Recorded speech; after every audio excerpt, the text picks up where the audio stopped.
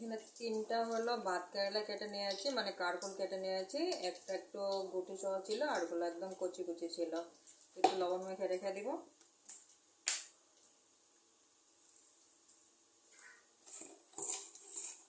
চটকিব না, জাস্ট লবণ মেখে রেখে দিব,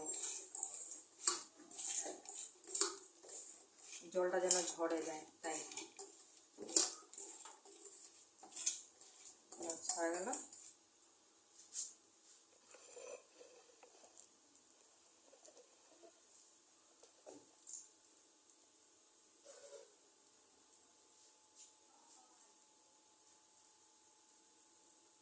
অল্প লবণ,